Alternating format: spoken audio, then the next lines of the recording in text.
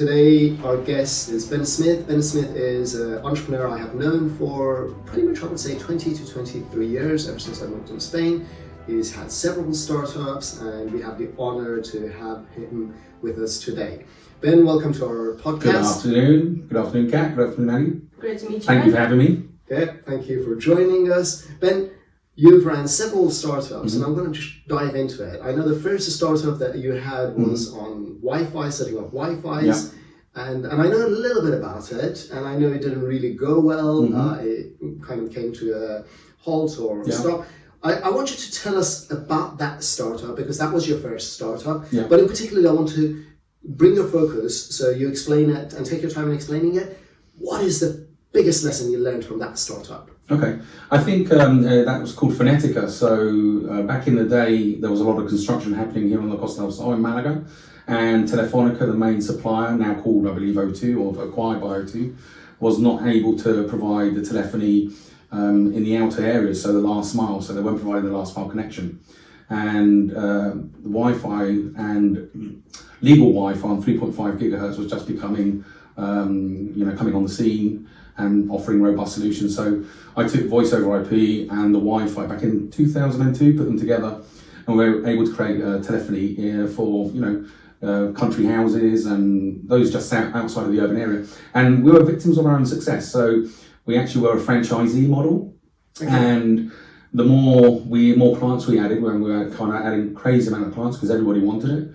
And back then, it was at a premium. We were charging 499 euros for installation.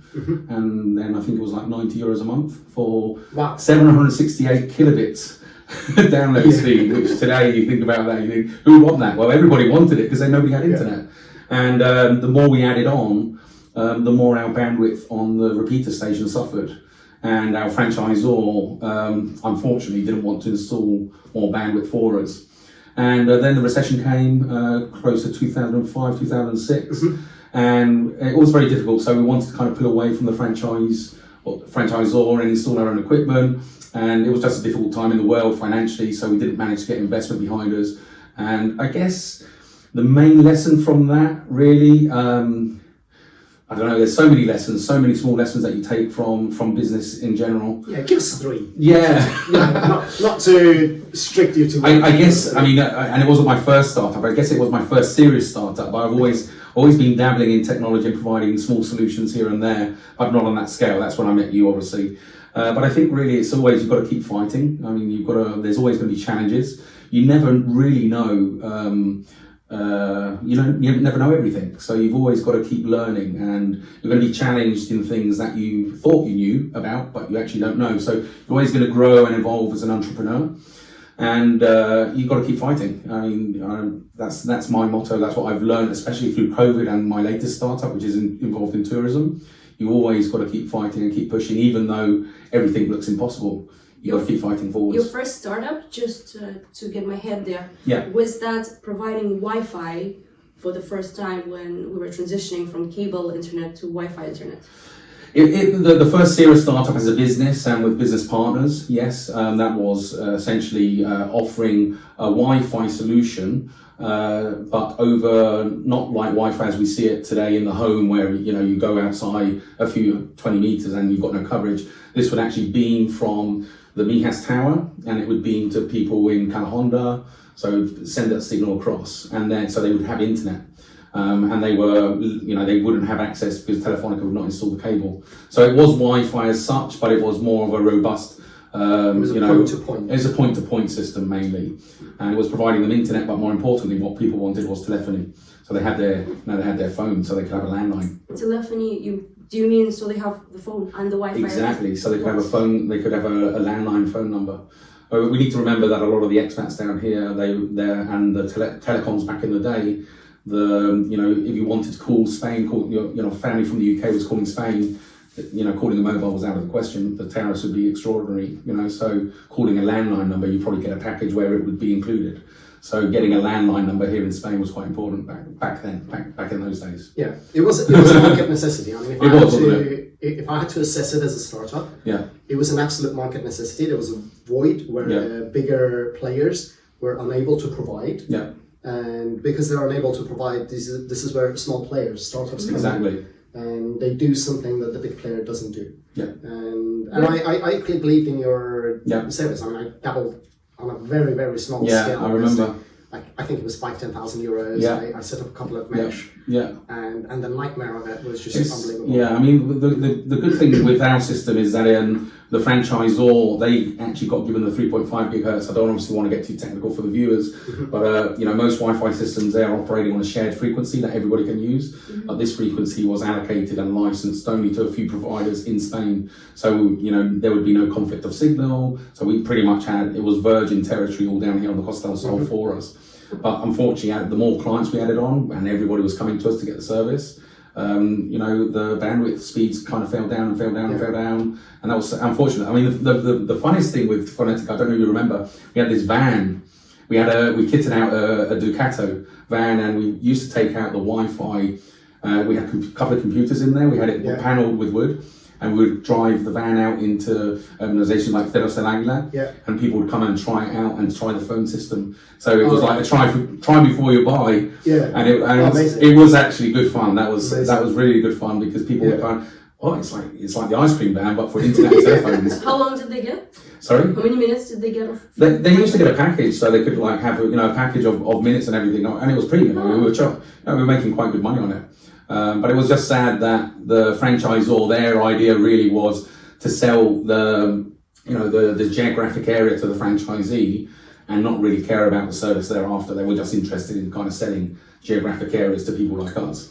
But they really weren't interested in having that many clients coming on board. And I think we were a bit of a headache for them because we were so successful.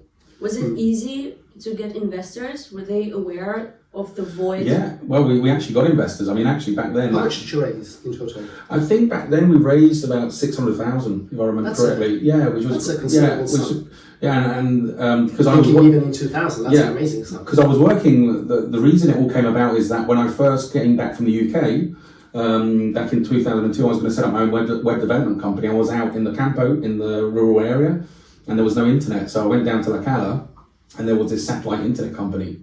And I thought, okay, I'm going to get satellite internet. And the guy offered me a job there and there.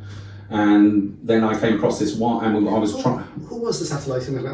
Intrasat. Intrasat, yeah. I remember them. And then I came across, I was working with voice over IP in that satellite internet company, which would never have worked because there's inherent latency, which is, when you speak on a satellite phone, it takes like a few seconds for the other person to hear you because of the distance it has to go through.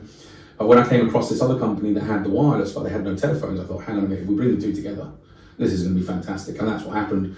Intrasat became this other company, and we brought on some investors. Yeah, I think even if you had offered point-to-point internet connection, when we say Wi-Fi, we refer to actually just internet connection. Even if you had offered internet connection, that was the necessity. Yeah. Because if you remember, I had PC Doctor in those days. I do remember. And we sold internet connection, and we came to you, we spoke to you about this because people wanted just simple internet connection. Exactly. They wanted to browse. They wanted to be able to send email. The internet connection, I would say, was more important than even the telephone. Yeah. So if you added the telephone, it was a plus. Yeah. But to just be able to get internet access. And to be honest, it was Telefonica back then. I mean, we had a massive explosion of construction back then in those years. So I think Telefonica just could not keep up. And that was really our opportunity was, hang on a minute, there's all these people. Okay, so there's not a lot of them. And I think for Telefonica, the problem hang on a minute, am I going to lay all these telephone poles for these 3 or 4 clients? Yeah. No, I'm not going to do it. But, with a wireless system, you can just kind of forget the cables and all that manual labour. And it wasn't just the poles, was it? Because the next thing was, even if they wanted ADSL, then they needed you needed to be less than 3 kilometers away from the exchange. Yeah. And for Telefonica to repeat that exchange in all these organizations. Exactly. And within an organization, just from the bottom of it to the top of it, it would be over 3 kilometers. Yeah. So you always had one last house. Absolutely. The further away you were from the exchange, the slower it went. I remember those days. Or not at all. Or not at all. Yeah, exactly. Were there many other startups or a few that were doing the same thing?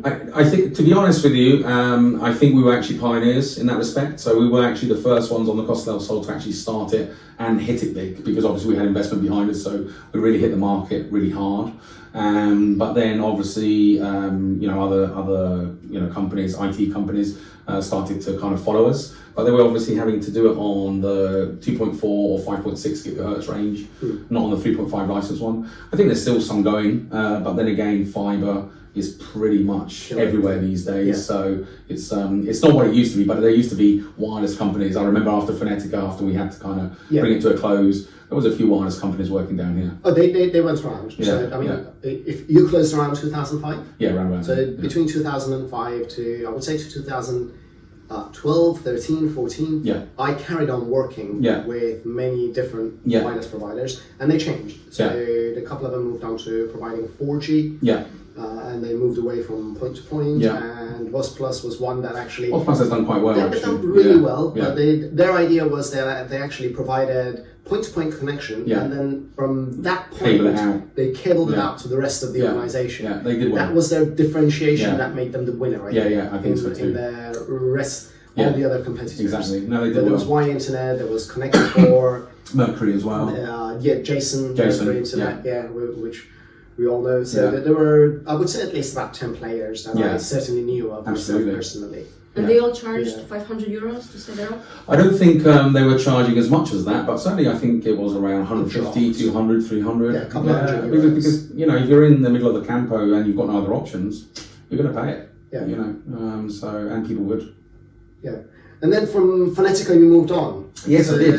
Phonetica you moved on. When did you start your current startup? Okay, so the current startup, I had the idea back in 2017 and kind of put the MVP together, and we launched the market in March 2018. Okay. What is MVP? A minimum viable product. So basically the minimum requirements for the software to work. Okay. Yeah. So, rather than going and building a big product and ready to market with all the little all the things that it needs, you just create the smallest parts to make it work. Yeah. Okay. Yeah.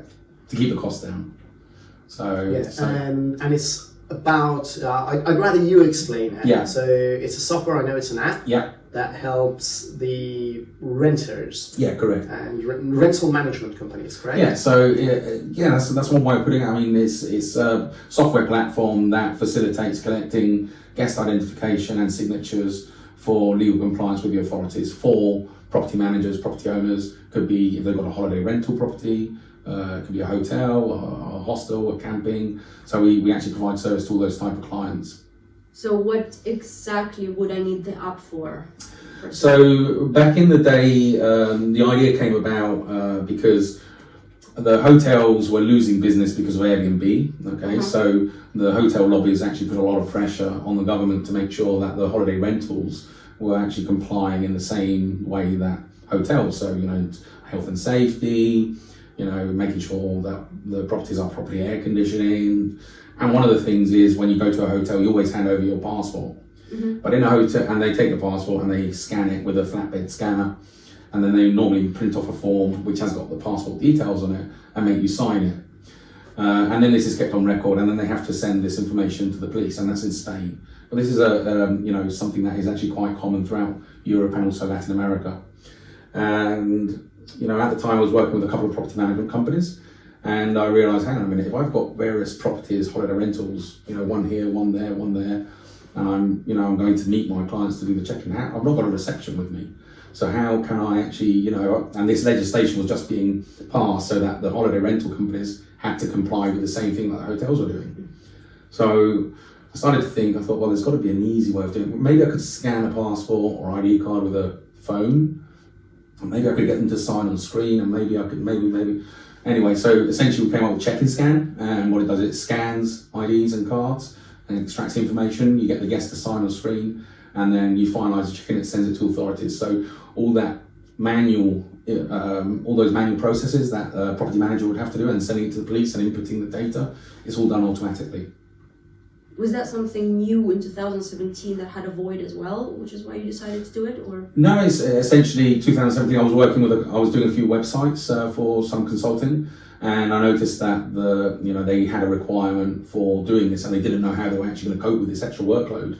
So what I kind of thought is, well, hang on a minute, I know these, I know what they do, I know a bit about the market. Maybe I can come up with a solution because actually it's a real, property managers have enough to do already, and this is another load of red tape that is going to make their life extra hard. If we can create a solution that's easy to use, secure, and fast and accurate, maybe we've got an opportunity to help them and make some money. Did you do any market study?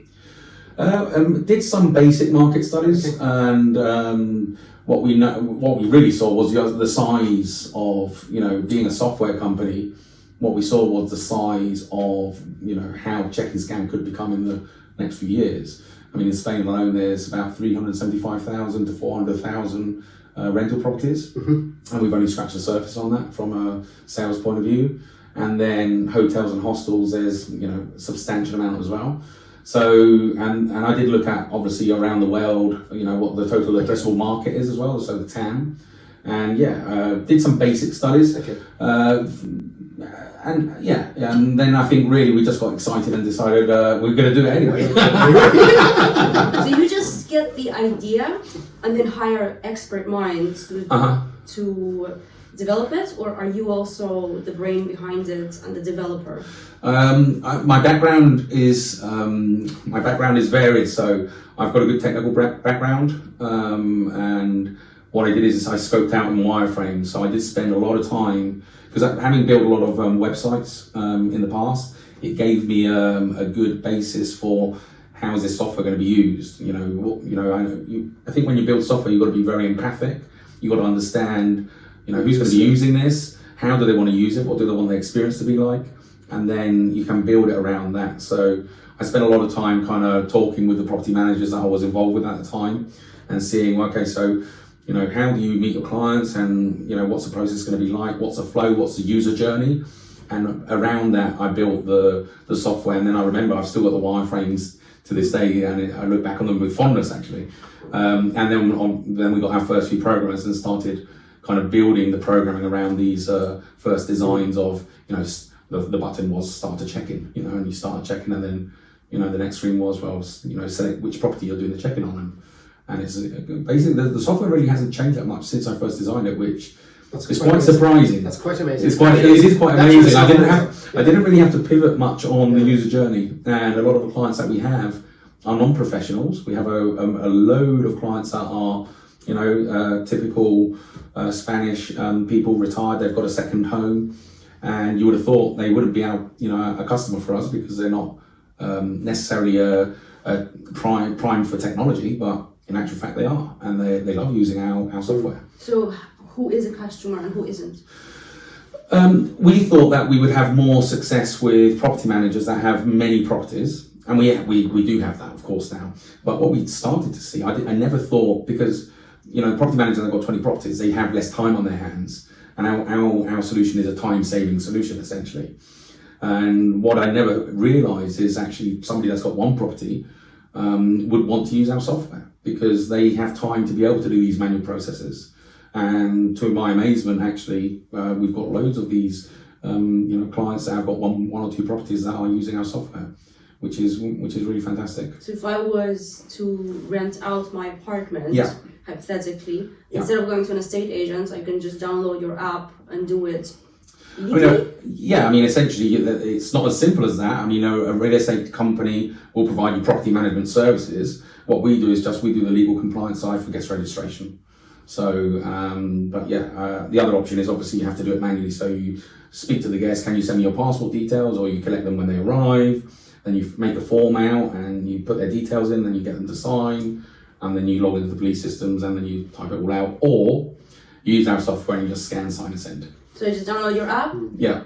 Tell the client to download it as well? We have a web-based solution now, so you can just send them a link and they don't even need to download it, and they can do it that way. And they feel safe?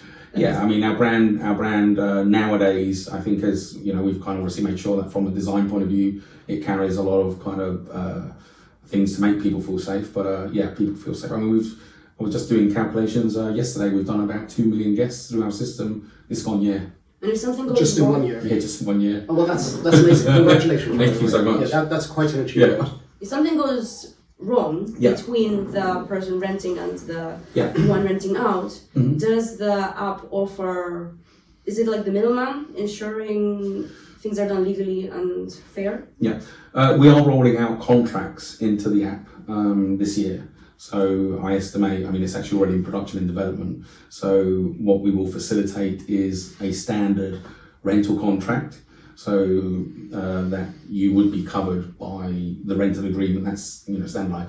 But then again, you know, at the end of the day, I think every property owner, property manager needs to be responsible for their own business. But we will facilitate that to a certain degree. Okay, that's interesting to know as well, because I think I can introduce you to some other startups. Excellent. That might be able Appreciate to help that. on there. I know you went through COVID. Yeah. And that must have been a very hard time, because very everything hard. to do with the tourist times, tourist industry. Yeah. Going through COVID, they all suffered immensely. Yeah. What were the challenges during COVID, and what are your challenges now? Because you did manage to get through it. Yeah. And that was one phase, and what are your challenges currently now? Yeah. With Check and Scan, I mean, we had to get to market quickly. So both my partner, Ian Taylor, and myself, we decided to really push hard.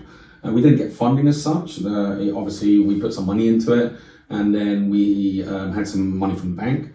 I managed to raise $271,000 back in 2019. But, you know, when you're kind of pushing hard to get to market quickly and you're taking a risk, you know, money burns fast. And I think when COVID hit, it was just a massive risk. It was like stopping at traffic lights. So you've got cash flow coming in. Okay, it's not covering all the costs, but you're kind of keeping your head above water. You know, anybody that's in business will know that so long as you've got cash flow coming in and the machine is turning, you know, you can kind of keep moving forwards. It's when it stops abruptly is that it creates a big, massive problem. But, you know, and that for us, I mean, obviously everybody was affected during COVID, but especially those of us in travel, and we depended on people arriving here for our app to be used, because you can't scan your guests. Why do I need your software? And because travel was completely banned, we had, you know, our customers, didn't want to renew, they didn't want to pay, nobody wanted to buy it. So it was suddenly like seeing things kind of going on the up, because we're starting the year, February, March, and just hit a brick wall. But then again, you know, everybody got through it. Everybody in the travel industry, a lot of them got through it, but some of them didn't, unfortunately. And it took a while for travel really to for the confidence in the market to come back. What I was really disappointed about is that we just won an award in London for being the best software for the vacation rental industry. And on the back of that, I was hoping to raise finance. You know, I was hoping to kind of speak to investors. We had investors lined up in Sweden as well with a fundraising company. And I remember I won the award. I was speaking to Ian, he was on holiday. You know, now we're going to be able to kind of go and raise this money so we can really grow quickly. And it was flying back to Spain, and suddenly it was president on the television. Everybody's staying at home, and you know, it was like a real massive, oh God, you know, what's happening?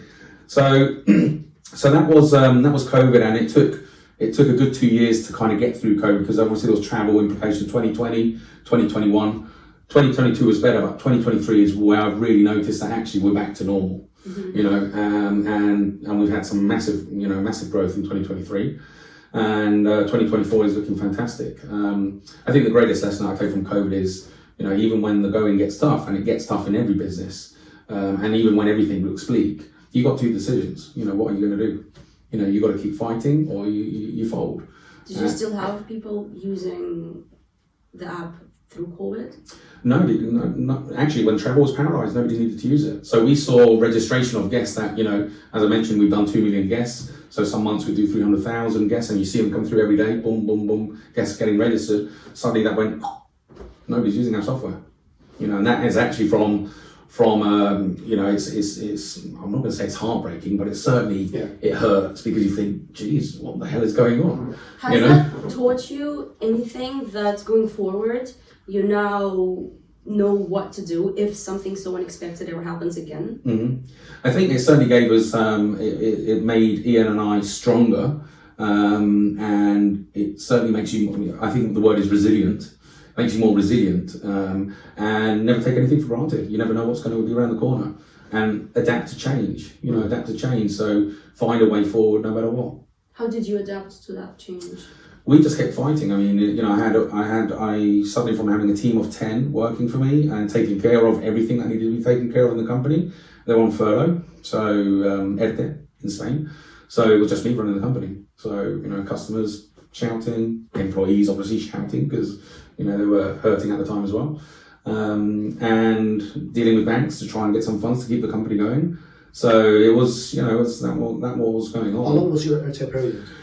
Our 𝐻𝐻𝐿 went on for, I can't remember now, Ali, but I think it went on for at least 2 to 3 months, and then we brought people back, and then we had to go back to 𝐻𝐻𝐿 as well, even though we didn't want to, but from a cash flow perspective, it was absolutely impossible.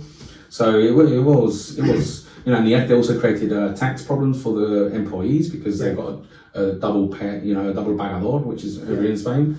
So it wasn't a very nice time, but it certainly made me stronger. And I think, you know, as I said, never take anything for granted. You never know what's around the corner. You just got to make sure that when it's there, look at it in the face and say, okay, how are we going to get through this one? How are you doing now? How are we doing now? Yeah, very good. Very good, very good. Where are you with funding now? Well, funding's an interesting one. So coming back on the COVID thing, so it tainted raising funds in the travel sector for good 2.5 years. So, you know, I was actually very much in fundraising mode. So I kind of run the company. I'm the CEO. Obviously, I've got Ian with me as well. But I run the company, and then also I was doing fundraising. And it's very hard if you're kind of doing a lot of things on the operational side and also fundraising. You can't do both because you're out on the road shows, you're down at competitions. So during the time that I was actually out on the road shows, discovered afterwards, you know, you think, well, hang on a minute, nobody's investing in travel anyway. You know, I had so many conversations with so many investors, and it just always was falling flat. And, you know, eventually kind of like it came to the realization that actually, you know, nobody's really recovered from COVID. They're not really confident in the travel space yet. So, sorry, what was your question, Ali? Where are you with funding at the moment? So I kind of, you know, about a year ago, I decided not to fundraise. Okay. So I decided to kind of like, I think Ian and I made a decision of, okay, Ben, you keep running the company. Yeah. You know, because when you're out fundraising and road showing and everything else, and we're not getting anywhere anyway. Yeah. And he'll make sure that finances, we kind of keep that going forward. And we kind of did that, and that's actually shown much more results in terms of revenue growth. In this gone year. So we're actually now in a position where we don't need to fundraise. Yeah, and that's when the venture capital comes after. Exactly, and I've got a couple already after me now. Yeah. So it is actually it's a nice thing. Yeah. It's a nice feeling that when we were desperate to kind of get the money in, that's when they don't want you. And now we're kind of like this is our quiet time because it's low season, and we're not really having to kind of lean too much on external finance.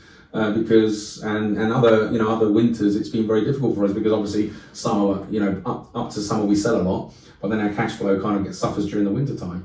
That's not the case this year.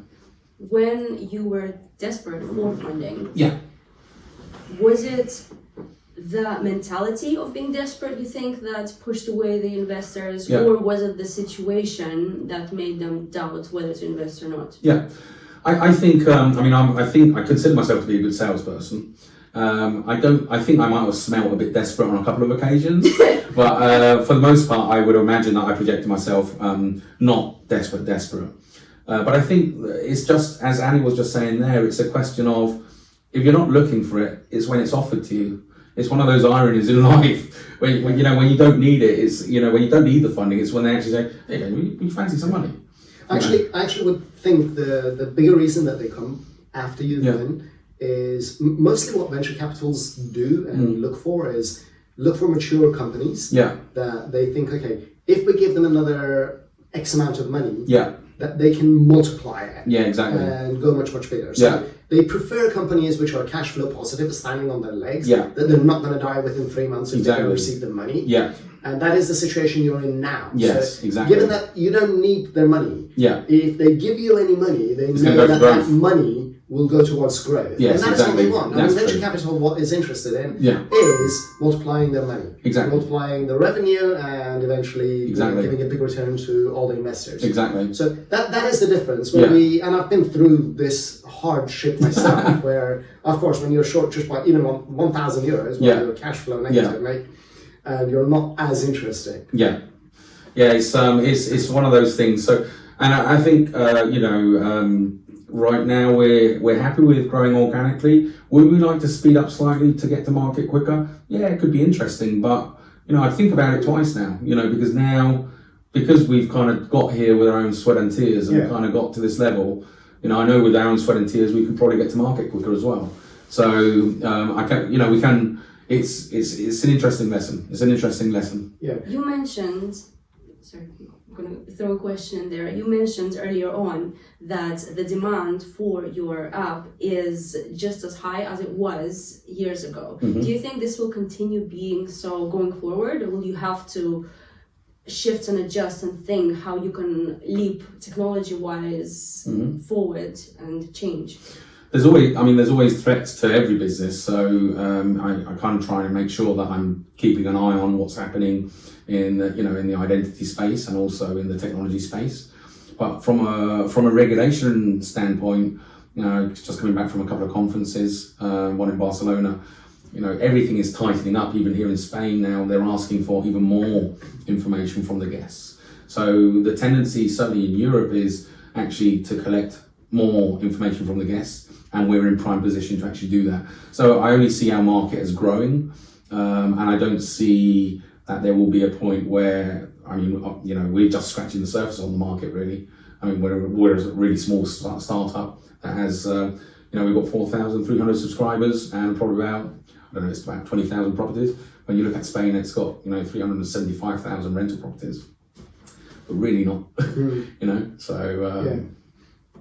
The next questions, couple of questions I want to actually ask you is, what is the most difficult thing about doing business in Spain? Oof. Or running a startup in Spain? What are the difficult things that you think, actually, here is our chance to tell the government, to tell the authorities, these are the things you need to relax and improve for bringing more startups? Because I know at one point you even considered leaving. Absolutely. Yeah, so what are the things that were most challenging for you running a startup in Spain?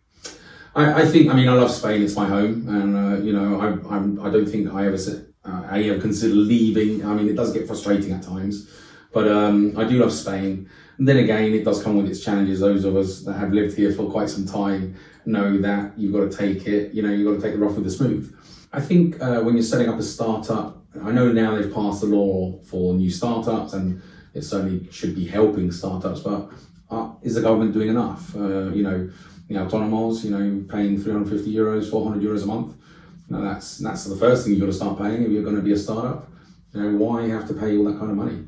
They need to make it easier, and they need to relax these things. Paying, even in the UK, I think VAT, you don't need to be VAT registered until you're above a certain £80,000 a year. Exactly. Yeah. So, all these. And the social security. Exactly. Like £2 or something a week. Yeah. So, a lot of our costs is, and cash flow is excellent at kind of making sure that we have got these things covered. Because one of the things he's great at is making sure that the finances are actually, because these things for any young entrepreneur, they're gonna bite you in the butt. You've got, suddenly I've got this retention bill from Hacienda. I've got this from, and it kind of like comes from left, right, and centre. One thing I would say to any young entrepreneur out there is you've got to really make sure you're proactive. Don't, there's good historias out there, good assessorias out there, but they are very much reactive. So, you're going to get that, the news that you've got to suddenly pay this amount of tax, and that's just the way it is. So make sure you're informed and you know what everything is all about. It's your job as a businessman or businesswoman to be informed about what you've got to pay, who you've got to pay, when you've got to pay, and what you can do to mitigate that before the date of payment comes about. Because the historia is not necessarily going to tell you. A lot of entrepreneurs don't know about finance. Yeah. That's where they fall flat on their face. Yeah. How much would you say a young new entrepreneur should have financially as a backup, just in case? Like, what minimum amount that they don't need to touch, but in case tax payments come up? That's really hard to say because it would depend on the business. Yeah, it's not about. Yeah, and there's never really you're never really going to be, you can't have a cushion there to kind of, it's more about mentality and understanding. It's about the understanding of what taxes are, how much they are, when they're due, how you can split them, and what they're paid on, what tax is paid on, how it's deducted. Any entrepreneur, I think, actually could do with a very small crash course on finance. Absolutely. And it doesn't need to be much. No. But I take your point on, and I agree on that point of one thing that Spain hasn't tackled, and they say they have tackled, and I totally disagree with the incentives that they have put up for a new startup law. It does not help startups. No. If you are the administrator of a company, of a startup, the minute it becomes an SL, your social security bill is at €400 without you making a penny. And the same thing goes for taxes that you have to pay. If the government actually, I think, they stop charging social security and tax, allow that tax to be reinvested in that startup, and stop charging social security for 2-3 years to allow that company to grow. That company will generate 10 times, or if not 100 times more money for the country, for the government. And it's just so easy for me to see in numbers. What is it if the government lets go of €4,000 per year compared to earning, 3 years down the line with 10 employees, €40,000 per year, or even more, because €40,000 is assuming that you're only going to pay them €1,000 per month as the basis, but we know that that's not the case, and salaries are over $1,000. Learning, as you say, learning about finance is so important. I think cash flow, cash flow is king. Understanding cash flow, it's not about how much money you've got in the bank. It's about what that money needs to be flowing, and when what needs to go out when, and what's coming back in when, and what that looks like, and have you got a gap? And that's really what young entrepreneurs need to be looking at is, oh, hang on a minute, I've got a problem here. And it's hard to manage cash flow. An Excel sheet will do. But learning about the fundamentals of cash flow is so important.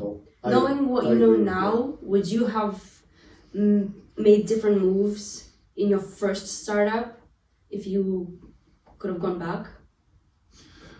Well, back in my first startup, I was obviously I was much younger, but I was the CTO, the chief technical officer, and I don't think really. The cash flow was. We had a lump sum of money, so I guess cash flow could have probably been managed better. But we did have a guy that was managing the investment, so that was actually taken care of. I don't think really now. Maybe I could have applied more resilience in that startup. If I'm honest, I could have maybe applied a bit more resilience to see if we could have got through that credit crisis and try and find a way forward. But there was various partners involved in the business, and I think everybody kind of called it quits at the same time. So. When you say more resilience, what do you mean exactly? I'm talking about even though everything looked really, really bleak and we didn't know a way forward and everything else, is trying to still find a way forward. But of course, get to a point, you keep trying to find, you think this door's going to open and it closes, and that door's going to open and it closes, and that. But maybe, one thing I could have probably done is maybe fight a bit longer, if I look back on it now.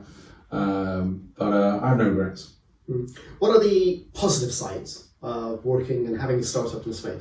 Positive sides? Well, I think there's loads of positive sides. So obviously, the weather, the lifestyle, the gastronomy. We're not only in Spain, we're on the Costa del Sol. So we're in English Spain. So yeah, I think work is, for me, work is really, really important. I think it's, but also my life outside of work is really important as well. And I think you have much better work-life balance here on the Costa del Sol. And I don't see myself doing this anywhere else at the moment. This is where I want to be. And if you get it right, and if you can kind of make it go and make some money, I think it's worth doing down here. Yeah, fantastic.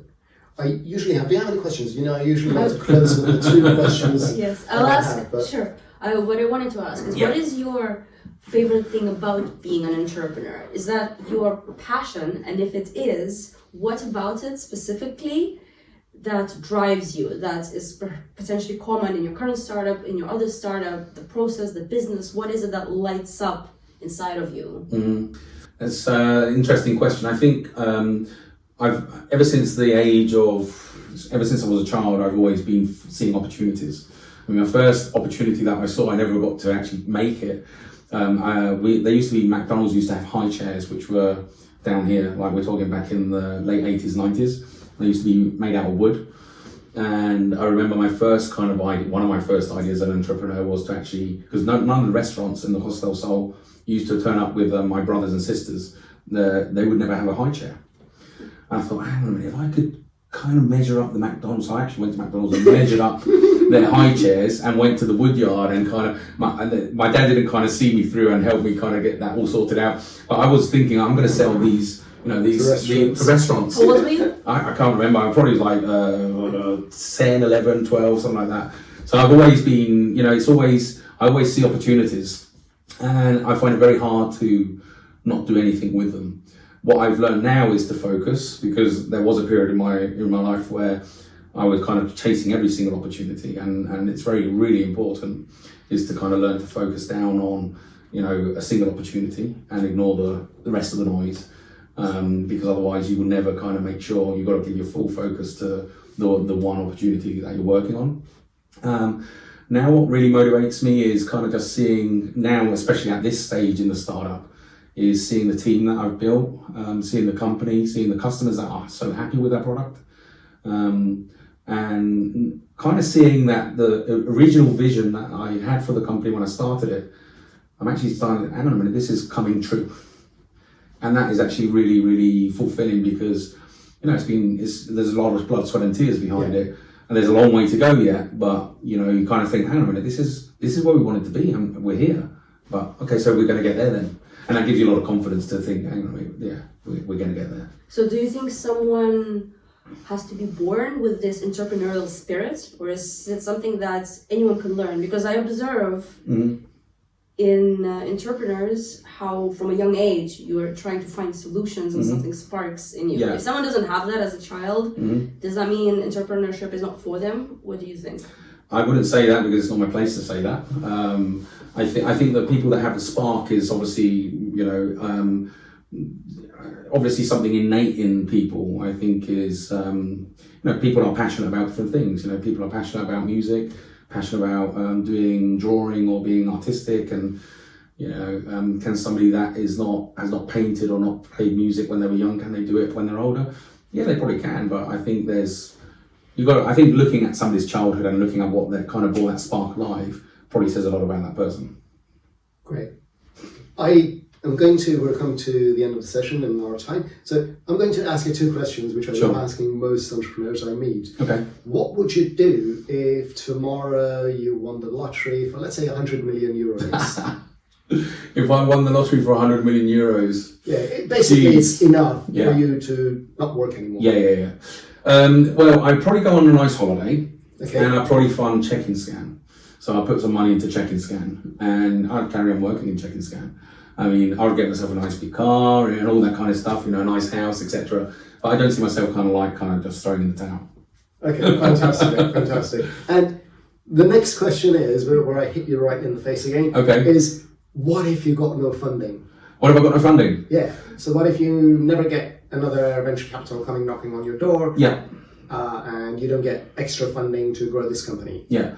I'm not, to be honest, as I said, because we kind of pursued funding so relentlessly for a good couple of years, and we didn't really get anywhere, although I was successful in raising 271,000 in 2019, so I know I can do it. I just know that circumstances for raising those 2 years were wrong.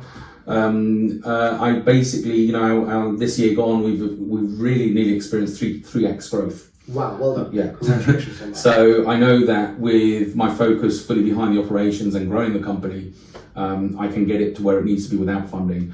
It's going to maybe take me slightly slower, but then the pie is mainly mine and my partner's anyway. So I'm not worried about not getting funding. Well, not anymore anyway. Not anymore. I'm glad to hear that. Yeah. Well, for the viewers who actually are listening onto this, you know that this is the two questions that I always ask, and I explain to you these two questions and why. Because I come across entrepreneurs and I ask them, okay, I give you 100 million euros. Yeah. And what would you do with it? Yeah. And very often, I come across those whose heart is not in the project. Yes, exactly. Well, if I've got 100 million euros, why do I need to work? Yeah. Whereas I thought, 2 minutes before you were saying you wanted funding for your company. Yeah. And, you're not going to invest the money I've just given you as a lottery free in your company. And you did invest it back into your company, that the free money I just gave you. And I do hope you win the lottery at some point. Yeah. But going one step further is, if you don't win the lottery, because the lottery and even getting venture capital is not that high an opportunity or statistics. Yeah. But you carry on with what you're passionate about. Absolutely. And this is what I really, really believe. Yeah. If you're passionate about something, you carry on regardless of the step backs, regardless of all the problems, and you just carry on. And if you don't receive any money, it just goes back into the project. And also, Ali, I mean, my partner, love it to bits. If we win the lottery, obviously I occasionally play the lottery, very rarely, but I do. I never do. But I mean, the Loteria al Niño, blah blah blah. Yeah, that one I have to apologise. I do. But I believe I'm as the years have gone by, I've become a strong believer in that we all make our own destiny. Yeah. And that the probabilities of me becoming financially successful, because there's other success as well. Yeah. Financially successful is by me focusing on this opportunity that I've got in front of me now, which is Check and Scan, and kind of getting the most out of that. The lottery, winning the lottery is probably quite improbable. So, I think you've actually won the lottery, Ben. Exactly. I believe you have a fantastic startup. Thank you. I think you've done an amazing job so far. Getting it through COVID, bringing it from MVP to a functional product. Thanks. The fact that you actually have not had to change the design, says a lot, and I know a fair bit about that because I've been through that startup thing, and how we didn't change our look and the way it works. And you're in a position where you're actually now cash flow positive and you don't need to beg for money. Yeah. And I think you're on a roller. Yeah. There will be challenges ahead, but I look forward to seeing where Check and Scan is going to be in a couple of years' time, and hopefully being part of your journey. Thank you. And you sold it to me. I'm just thinking. Yeah, I want you using it on your rental property, Kat. Yeah. Do I have to pay something? I know, we kind of do a deal. We do a deal. A financial deal. Just making sure. Thank you so much. Really appreciate you guys having me on here today. Yeah, thank you for joining us, Ben. And we look forward to probably interviewing you in a year or so and telling us more about your success. Absolutely. Cool. Thank you. Thank you everybody for watching. Excellent. I find you. What engagement are you getting on your thing in the podcast? We've just started. This is our second interview. So Ambitious Alignment at the moment has 2 stars. Sounds good. Okay.